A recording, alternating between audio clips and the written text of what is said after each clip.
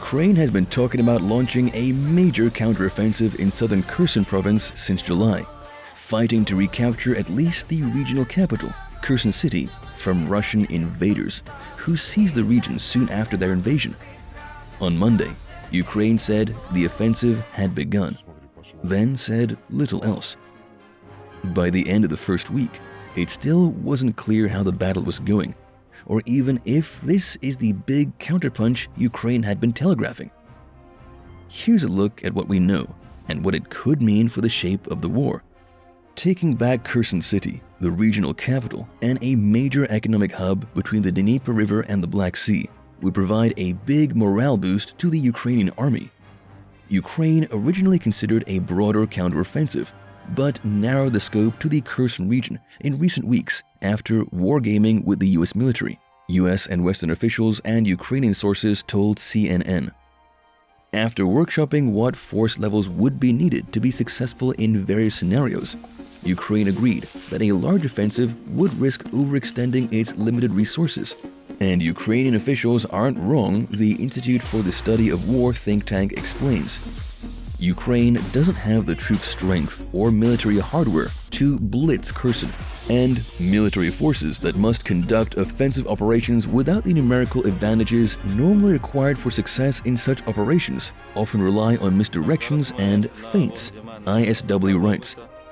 A pause in all reporting or forecasting of the Ukrainian counteroffensive is essential if the counteroffensive includes feints or misdirections. The Russian Ministry of Defense began conducting an information operation to present Ukraine's counteroffensive as decisively failed almost as soon as it was announced.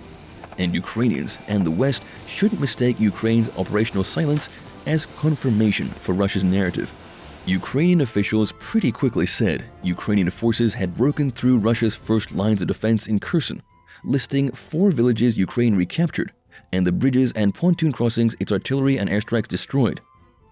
The enemy suffers quite significant losses. Losses in manpower have gone from tens to hundreds, and its equipment also burns at the same time. Don't expect any quick victories. Ukrainian officials have hinted this is more likely to be a long, slow process of wearing down the Russian invaders, breaking their morale by targeting their supply lines using long-range artillery. A lot of those Russian soldiers won't want to be there while Ukrainians have a patriotic interest in regaining their land. Reporters on the outskirts of the fighting report that the pace of battle and intensity of artillery fire have both increased. Ukraine's armored forces have pushed the front line back some distance in places, exploiting relatively thinly held Russian defenses, Britain's Ministry of Defense wrote. Russia is suffering severe manpower shortages in Ukraine and is getting increasingly desperate to get new troops to the front lines, a US intelligence report released Wednesday found. Ukrainians can sense that momentum is shifting in their favor. Retired Lieutenant General Ben Hodges, a former commander of the US Army in Europe, tells the journal.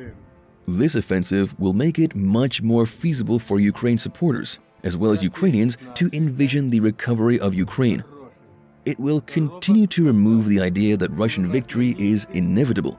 And as for the thousands of Russian troops all but trapped on the Dniepro's western bank, they haven't been properly resupplied, he added. Their chances of getting out of there are not good.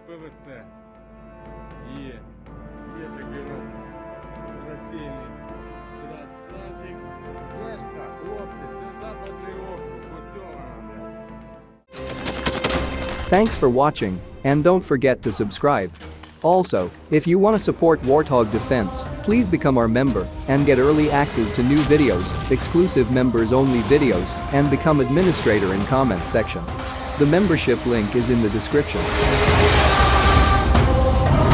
Rescues every day. We had a guy last week, it's 6 rescues in 6 days.